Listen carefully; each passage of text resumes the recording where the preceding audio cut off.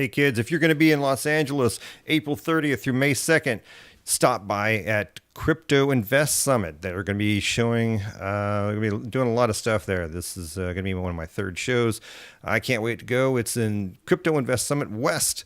You can buy your tickets now with using promo code CryptoTheWonderDog30. There's only 100 tickets left at $1,000. Get them while they're going hot. Tickets, their blog, the venue is the address. Probably going to need that if you're just not going to drive around and yell out, "Where's the Crypto Summit Invest Summit?" That will be at the Los Angeles Convention Center, Concourse Hall. That is at 1201 South Figueroa in Los Angeles. Zip code 90015 if you need that. Crypto Invest Summit takes place at the West Hall of Los Angeles Convention Center. Parking is available at the West Hall parking. Or Uber it so you don't have to park. Save yourself a dime. The summit floor and expo floor plans is on the website at Crypto Summit and try that again at cryptoinvestsummit.io. Get your tickets now. Tell them the Wonder Puppy sent you, and you will receive only the 100 tickets at $1,000 left. I don't know how that works, so try it out. Crypto Invest Summit. Check out their website, cryptoinvestsummit.io. Los Angeles Convention Center, April 30th, May 2nd through May 2nd. Of 2018. I'll be there doing interviews. Can't do live interviews, but I will be there talking with people, shaking hands, glad handing, kissing babies, kicking puppies, and slapping the cat. Give me a call. Check it out. We'll be there. Hope to see you soon. All right. You are not alone. Hey, kids. This is what SprintX is telling hundreds of entrepreneurs and talented teams that are looking for a way to launch their own business. They have identified these needs of the startups of today to build the industries of tomorrow. SprintX is developing business ideas, plus launching the promotion of their future ICOs, plus listing them on SprintX's own exchange. SprintX is unleashing a new age of support for startups and ICOs, and you can be part of it. ICOs have had legal issues, scams are rampant, and fake projects taint the reputation of legitimate ones. SprintX will filter and verify all startups doing ICOs as legitimate companies that will follow a strict business discipline so they become profitable and successful for all investors. Startups have issues after doing their ICOs to convert their funds since most are done raised in crypto, but need to be cashed into fiat afterwards. SprintX will use SwitchX as crypto and fiat exchange. That will convert and embrace crypto and fiat, conforming to laws and regulations while supporting cryptocurrencies for all of our investors and users. Lastly, SprintX will use Nova as the startup incubator that will accelerate growth for all of the startups they support and build their first ever tech hub for startups in LATAM. This means entrepreneurs from all over the world can come to Nova and develop their companies in a tech hub that will be turned into a real crypto smart city. It's almost like Disneyland for people in crypto and people who are smart and people that want to live in a city. Visit SprintX.io to learn more and sign up now. Tell them Crypto the Wonder Dog sent you. And when you're there, watch for little crypto wonder dogs roaming the streets and scratch them on the head. They won't bite. Toss them a Bitcoin and they'll go sit under a shade tree and enjoy the afternoon. Okay, let's get to the program. Hey, do you guys have minutes on your cell phone that you don't use at the end of the month, or do you have unlimited? Would you like to be able to tokenize those and get paid a little bit for just sharing just a sliver, just a tiny little sliver of your internet? and helping some other people out who may not have enough funds in their bank account these days to have unlimited data. Maybe just 10 megabytes. Be the difference between somebody checking their email, hearing from Aunt Martha, looking at a funny cat video, or maybe even looking for a new job. Our buddies just met a man named Jose from SID, which is short for Share Internet Data.io. It's their website, shareinternetdata.io. Go there, check it out. I talked with SID. I talked with Jose this morning. Great guy. Loves country music. From Texas, so we had a little bit to talk about on that. Talked about his time in the U.S. and now in Gibraltar. Very great guy, fun guy to hang out with. I bet he's going to be he'll be touring the world here really soon with their ICO. Here's our little chat with my buddy Jose on Crypto the Wonder Dog Show. You guys ready to start the show? All right, let's start the show.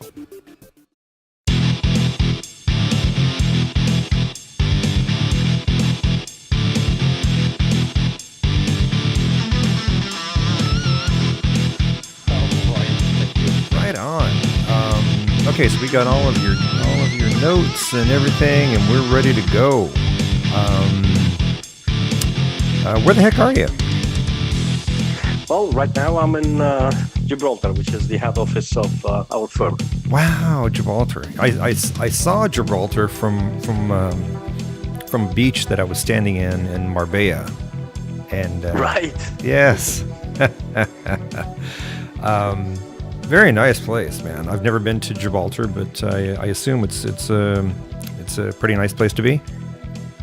Yeah, actually it is. You know, it's what I call a micro community. It's a small country, but you know, there's a lot going on here. And in crypto, man. In crypto, really a lot going on. Yeah. Really. Well, bring us up to speed. What's going on? Okay, I mean it's one of the leading countries in Europe, be it that small, is actually at the forefront of regulation. This is the reason why we actually moved the head office into Gibraltar, because the government announced end of last year they would introduce legislation. So we moved the office from Spain to Gibraltar. So we kept the R&D center in Spain, and the head office is now in Gibraltar to be under an umbrella of a true regulation. Okay. They regulate things as far as tokens, not only just ICOs.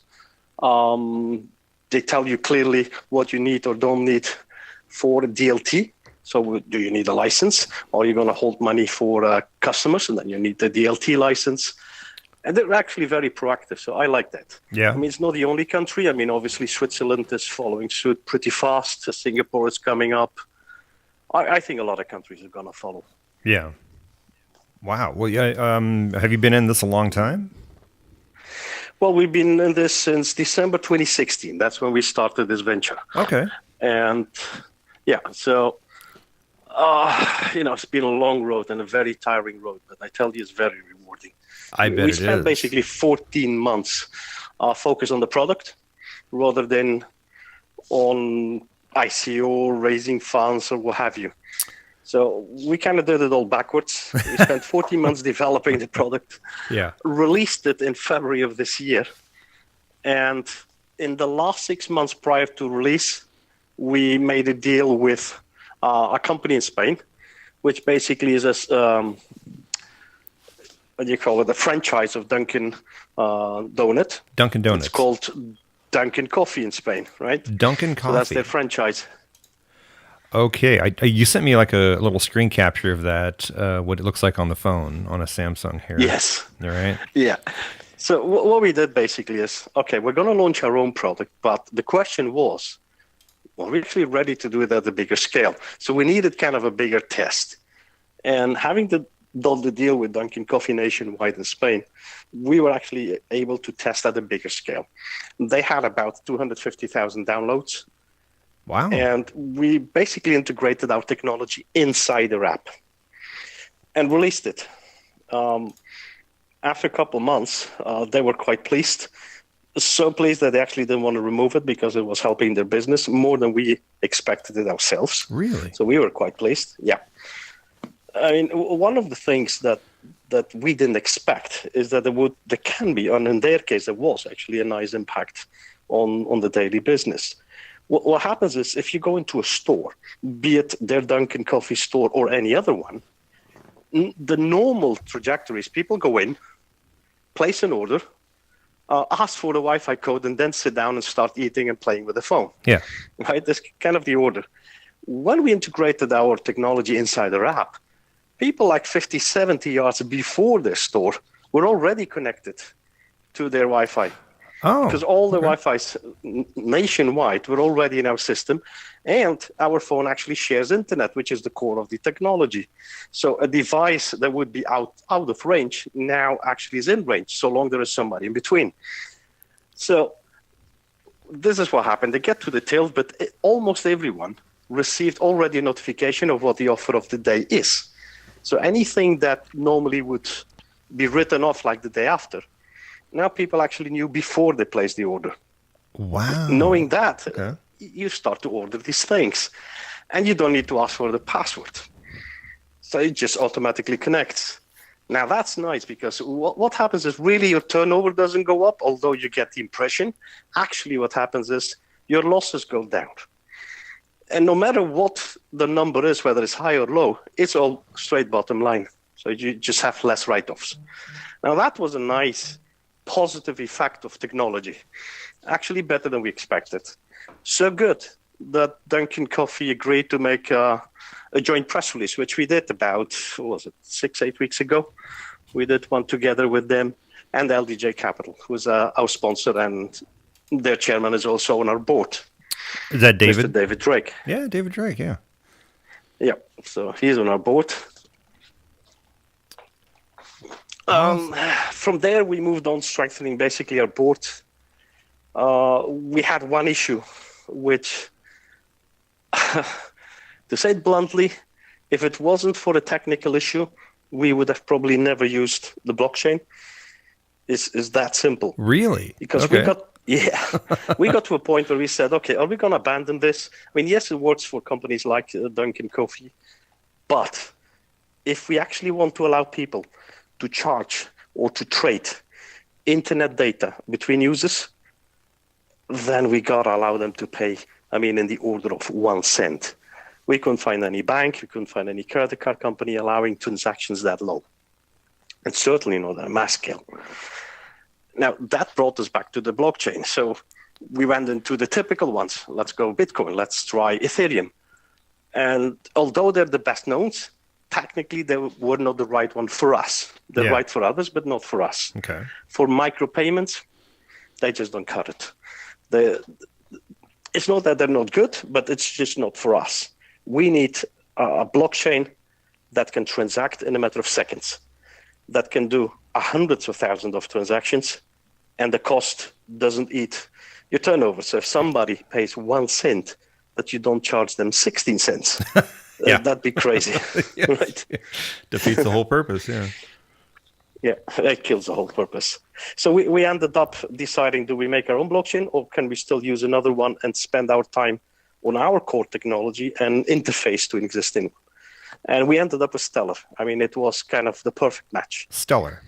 Right. Yeah. Okay. So that's the one we ended up with.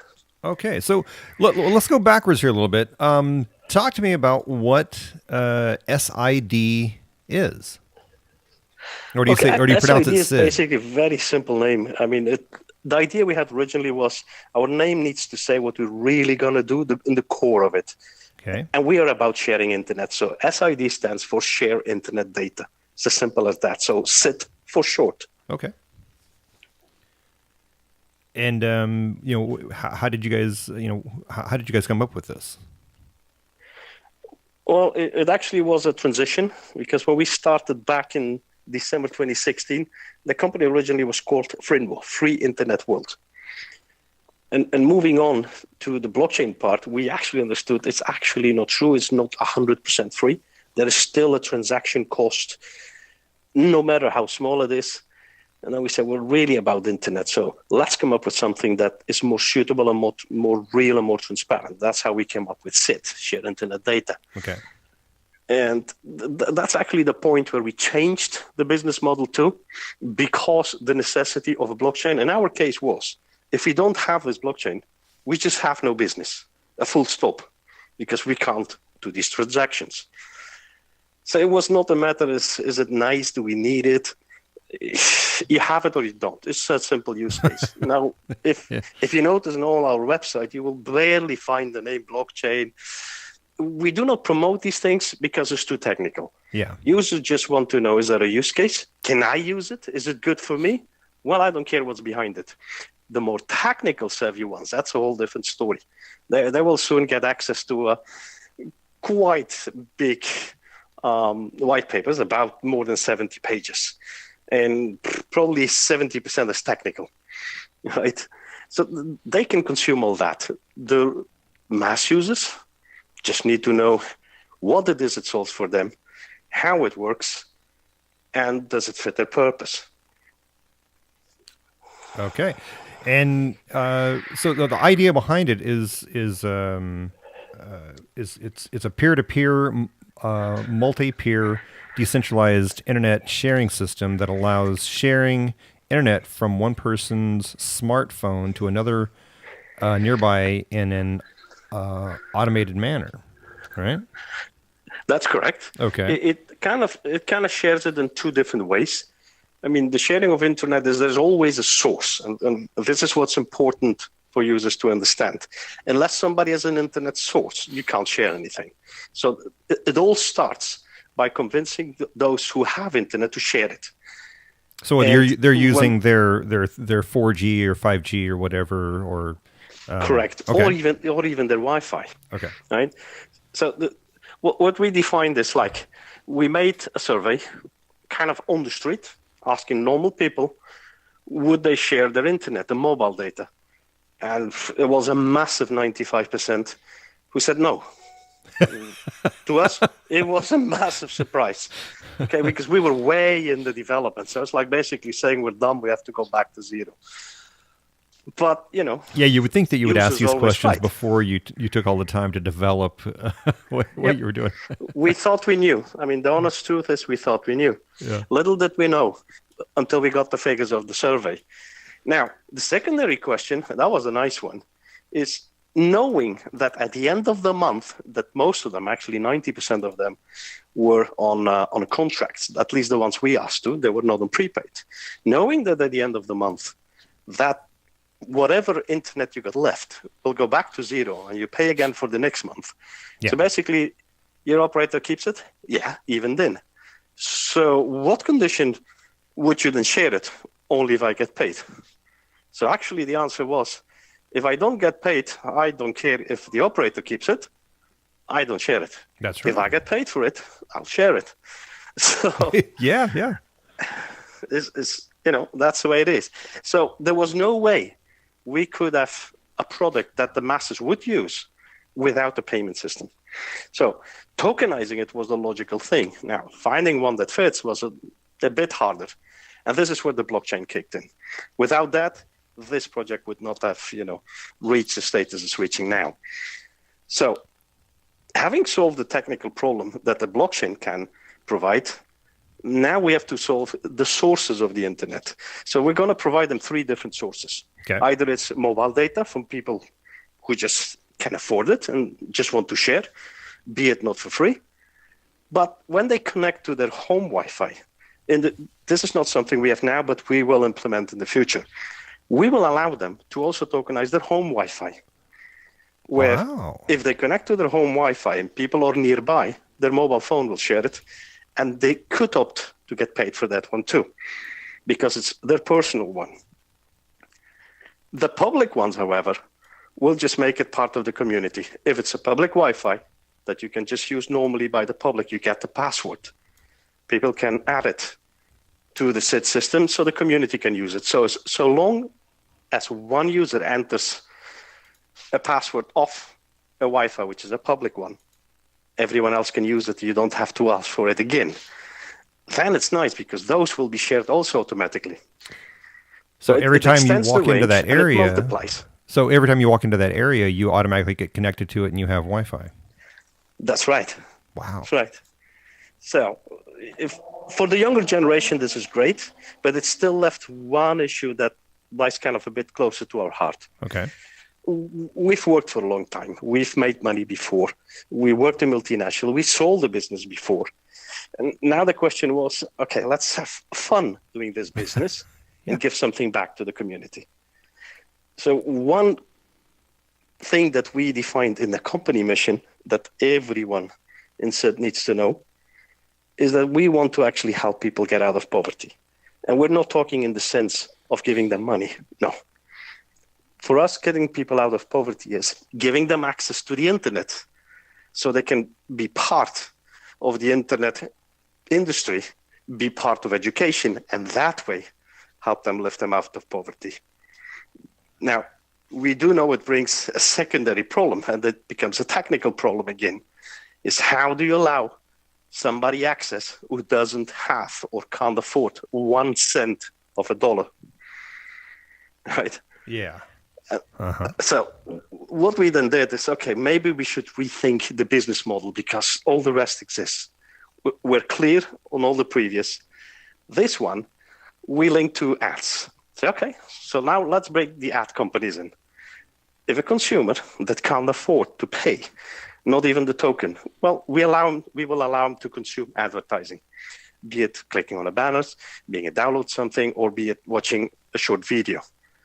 We will then in future give them immediately a token from the company pool. Those people will have instantly a token that they could use for, say, 10 megabyte of internet data. And that could be mobile data from someone else nearby. Instantly. In our case, we don't get paid from the ad company until the end of the month or even the end of the following month. But when we do, we'll take that money and buy back from the exchange the amount of tokens we've given for those people who consumed ads. Wow. Because we got paid for it. Okay. So we just replace it. That's great. And well, one more question is, I guess you have to have a smartphone for this to even to work, obviously, right? Yes, there's two types. It's either your smartphone is not new, but at least a few years old, like in Android is 5.1. Okay. If it doesn't hit that, then you at least will still be able to get the Wi-Fi's because you don't need all the complex technology behind it. You still can get the public Wi-Fi access points to connect to those. Yeah. But you won't be able to share between mobile devices. Okay. And then I guess everyone's data is still secure, that you're not latching onto their data, you're just latching onto the internet access. Only to the internet access. So the way it will work technically is basically we'll establish a proprietary link between mobile devices who's encrypted with 256-bit encryption. It's an AES encryption. Okay, cool. And then the people just download these on the App Store and the Google Play, right? That's correct. They can download them right now. So the only thing you will not find in there is the payment system. Because we will not activate it until we actually have a token on an exchange. Okay. Because at the end of the day, this is about actually trading between people, internet through data. But we want them to start using it now. So now people can download it and they can use it as normal. And they share internet. They just have the choice to switch it off if they don't want to share mobile data. So they'll know they don't get paid. Right? Yeah. But the technology is already there and working. Amazing. Okay. And I'm looking at your team right here. You have a nice team. And then let's see here. The chief operating officer. I couldn't say his name. What's his first name? Yeah, it's Kisl, and unlicensed his second name. Okay. He's Hungarian, educated in Belgium, like myself. In Belgium? Right? All right. Yes. I mean, although I'm a Spanish passport holder, my parents immigrated in 1962 away from dictatorship. So I was raised in Belgium in my young days as a son of a coal miner. Son of a coal miner. You could have got together with. I was born a coal miner's daughter. I forgot her name now. Oh, the country singer. Yes, I forgot her. Oh, yeah, Loretta Lynn. I love her. Loretta love Lynn. Her song. Yeah. Yeah. Yes. Absolutely great song. I'm a big country fan. Are you? I mean, I'm a fan of the US all over. I used to work there. Oh, you did? Where at? Well, I used to work in Fremont, in California. My son was born there. In Fremont? Yes. Oh, okay. Off the 880. Yes. Past the Dumbarton Bridge. Yep. Yeah. So you were a Northern California guy. That's right. Wow. And was it Silicon Valley that brought you out there? Well, it wasn't the oldest. I think there was 97. Okay. I was VP of operations at Philips in those days. Philips. So Philips Consumer Communication is a division of Philips. Okay. And back, I think, towards the back end of the year, there was the joint venture with Lucent. And that's about the time I left and set up my own company. So I did my first startup after that. Wow. And did you stay in California or did you leave? No, I left. I actually came back to the UK because the wife then wanted to move back to Europe. Okay. So, things go like that in life. But I tell you, I really loved it. I wish I'd stayed back then. Yeah. It's a good place to be. There's so much going on. I mean, if Gibraltar is buzzing on, I don't know how much this is, like a couple square miles. I mean, this Bay Area was like amazingly more. Have you been back since? Well, I've been back once, and actually I'm going to fly out to the States end of next week. How are you? So I'm going on a road show. I'm going to have meetings in New York too with one of our board advisors. So, yeah, it's going to be good. Oh, okay. Are you planning on coming back to California anytime soon? I hope so. I just right now haven't got the time. Yeah. I wish I actually had the time just to have a weekend off. That would be nice. Just have a weekend off. I can't even manage that. Oh, yeah. I mean, forget holidays. We haven't had holidays in a year and a half. Oh, but, man. It will come. You guys are just moving full steam, man. Just no breaks, just going at it, huh? It's, when you got something that kind of works, and people do get tired, yes. Yeah. But when you stop, it's very hard to get back to that speed. That momentum. So we just decided, just keep the momentum. Yeah. And let's move on. There will be a point where we can slow down. Not slow down, but when we can afford to hire more people, we will slow down and just spread it a bit amongst more. But right now, just let's keep steaming. Let's keep moving ahead. So, what part of your roadmap are you guys in right now? Now we're looking at the Yeah, March, so product was April. launched about, I think, the 6th of February. We've done a major update this week. And also this week, because we wanted to kind of to coincide the same week, we opened whitelisting. So we allow now people to actually register through our website. Okay. And I'm going to go for a roadshow till almost mid-May. So roughly by the end of May, we would be ready for a private token sale. By the end of May, okay. Yeah, whether we do it will actually really depend on, are we ready for that, and are the lawyers ready for that? The lawyers, they love. The thing, because, yeah, well, you know how it is. I mean, I've been in the States. I love it, but it's not always as clear cut. To do something, so we're gonna have a couple legal meetings before we actually decide to just go for it. And is this going to be open for everyone to? Yes. Okay, so even people in the U.S. Right now, will be open to everyone except for U.S. citizens, and we're reviewing now SAFT as always. Yeah, doggone it. It's yes. I mean, we wish there was regulation. For us, it would have been preferred. Yeah. Just literally to. Oh, hang on. This switch this off. Okay. It's the wrong time. That's all right. So we wish there were regulations, because if there is laws, it's kind of straightforward. The bad guys just don't get into it because the laws are clear. Yep. And, the rest, just comply with it. As simple as that. Yes. It is basically what we're doing in Gibraltar. Now, laws are clear. They're actually telling us there are going to be new regulations. They publish in advance white paper telling you, look, this is what's going to come. Right? So you actually get time to prepare for it too. Yeah. Which I think is nice. Now, once you know, just it's a matter of following the rules. It's not clear cut yet. Yeah. At that stage in the US. I mean, it's true the SEC has been going after a lot of bad ICOs. It's absolutely true. But it does scare the other ones too, including us. I bet. Yeah. It's, you don't want to get caught up in all that BS. You've worked so hard to get this going, and you don't want to, jump through other hoops just because they're being idiots about it. Yeah, well, even if you do everything right, even if we do soft, even if we apply for exemption, even all that, the answer is always, if you raise enough, you will always get a subpoena to ask a lot more questions. So my question is, at least to the lawyers, and this is where I got stuck, and this is why for now we at least exclude U.S.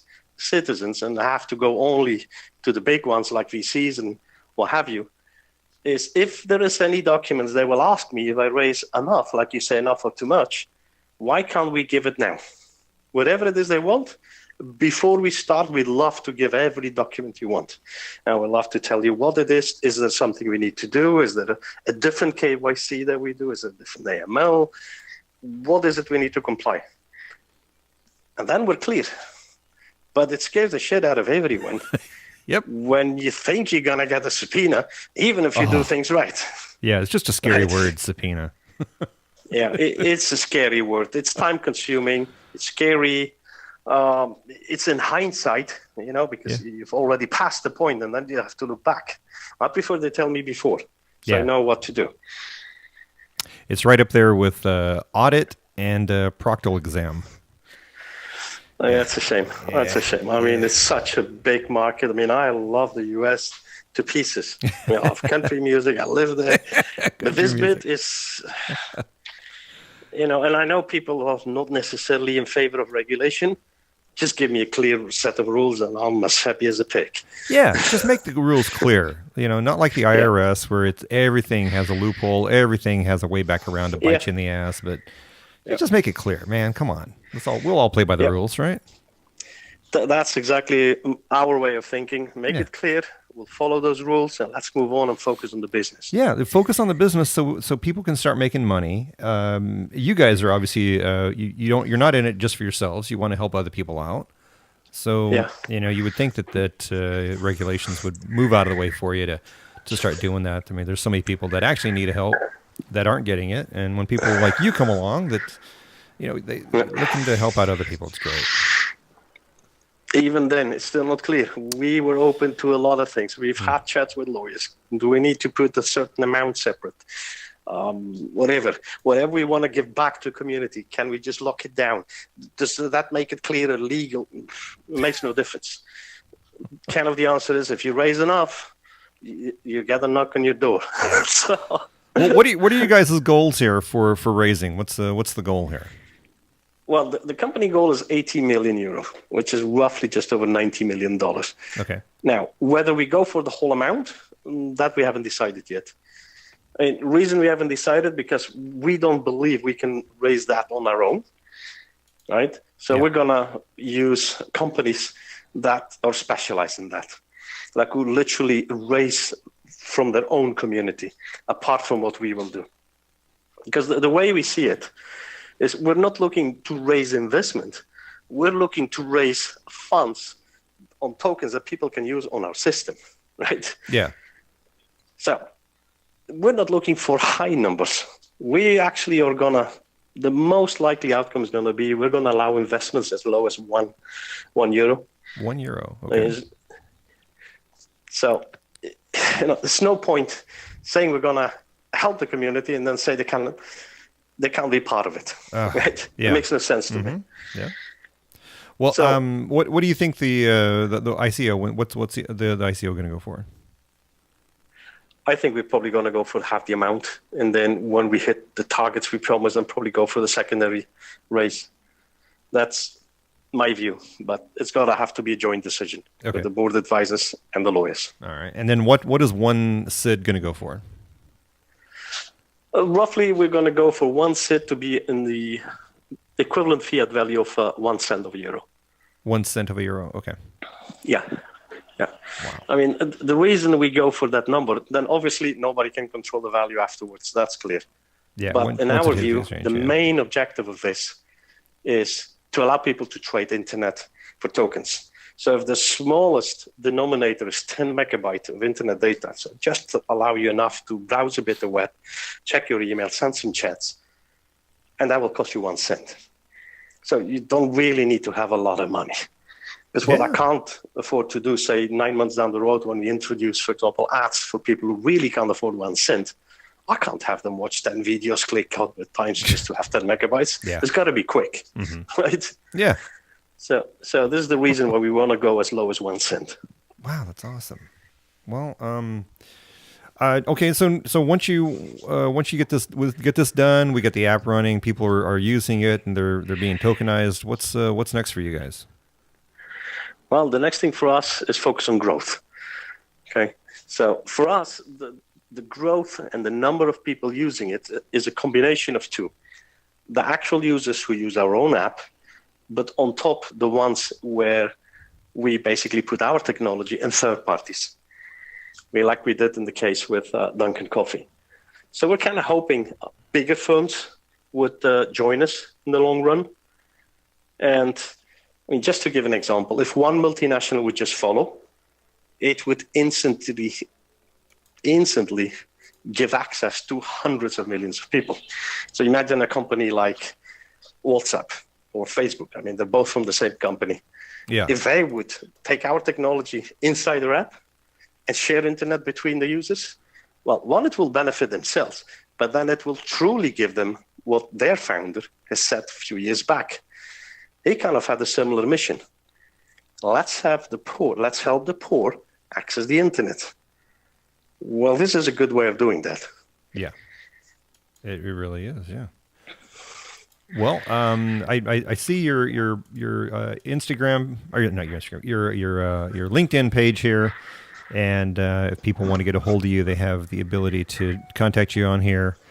Yep. We also have the SID LinkedIn page where people can look at that. They go to the website. They got all our social media to get in touch with us. Yes. People can even email me. I'm kind of an accessible guy, even through LinkedIn. Until now, I've responded everyone personally, and there's about 16,000 of them. Yeah. Right. So it will get to a point where it's not physically possible anymore, but I'll try as much as I can. Yeah, and you're very active on Telegram too. Yes, yeah. I'm active on Telegram and LinkedIn, and the rest I actually leave for the team. Okay, very good, very good, very good. Well, this is a great thing here. Man, you're doing a lot of work, and I know it seems thankless right now, but I'm sure you guys are going to get paid well once this is all done, and just the knowledge that you're giving back to the community, that's even better. Yeah, I think that's the main objective. Yeah. I mean, like I told the lawyers, I said, look, whether we're going to keep more or less, it won't really make a difference in the long run. But the lasting impact we leave, that's all we're going to have, in the long run. Yes, absolutely. Money you're going to spend, but the rest, they will still be there. They will remember. Yes, they will. I mean, one thing I proud myself, and I really wanted not to forget to mention this, is the diversity we got in the team. And it wasn't intentional. I mean, it just happened. I just looked at it this morning and I went like, really? What the hell is this? Yeah, honestly, just this morning. I started to add. I said, hang on. I got 8 different nationalities in our team. It's crazy. Wow. Holy cow. You're looking at the team right now, and yeah, you got 8 different ones. You start counting, and it's just mind-blowing. Then finally, this week, we signed up the first woman on our board. And that I'm proud of myself for. Because that was intentional, to be honest. We really were looking actively to have a woman on our board, but had to be one from the crypto community. Yeah, Wanipa, is that how you pronounce her name? Yeah, Wanipa. She likes to call herself Crypto Jen. So Crypto kind Jen. of a nickname. Yeah. Yes, actually, she's Australian, but based out of Thailand. Really? She's Australian. How Yeah. cool. Yes. So. And so you got Vladimir on here, David, and Simon. Yes. I'm very, very familiar with all three of those guys. Yes, they're kind of a bit active in this space. They are, man. They are everywhere. Pretty soon, you're not going to be able to have an ICO unless you have those three guys on your team. On board, yeah. It's going to be hard to get all three at the same time. I mean, we were kind of fortunate. Yes. I think I'm having lunch next week with David. So. Well, I'm actually interviewing David on Monday. When? This Monday coming? Yeah, this Monday coming. Yeah. Okay, mention him because I'm going to have lunch with him the week after. I will. In New York. Well, I hope you get out to California again soon, and if you do, give me a call, or I'll hang out with you. We'll go have a beer somewhere. Appreciate that. Listen. We'll go to a honky tonk. We'll go to a honky tonk bar. Listen to some country music. Oh, good old days. Oh, man. Don't tell me those things. Well, I grew up in Texas, so I grew up with country music and rodeos. It's my favorite. Yeah. Yeah. Well, there you go, man. Well, I mean, I remember in Texas, I used to go in the old days. It was like 96, I think. I think it was in Austin. A bar called, I think, was it Girard Bar? Really? Oh, man, what was this old crappy bar from this... where you had this band and they had this chicken wire. Oh, so they couldn't throw beer bottles at them, yeah. Yeah, it was unbelievable. Oh, it just brings me back to the good old days. Yes. Yeah, they had to protect the singers from beer bottles. And, yeah. It was actually a bar where up-and-coming singers used to come, but one became famous, and I can't remember who it was. Oh, really?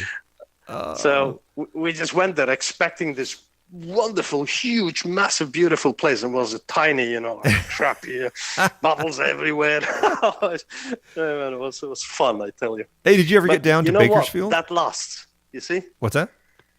It lasts forever. I never forget that. If it was what I expected, a big, beautiful place, probably would have forgotten it within a month. Yeah. Hey, did you ever get down to Bakersfield and go to the Crystal Palace where what's his name? Not Roy Clark, but oh my gosh, can't believe I forgot the guy's name. Yeah. Died not too long ago. I get that. I forget some names. Don't worry. My memory, man. I tell you, once you one too many late nights and you just start losing those memory cells. Yeah.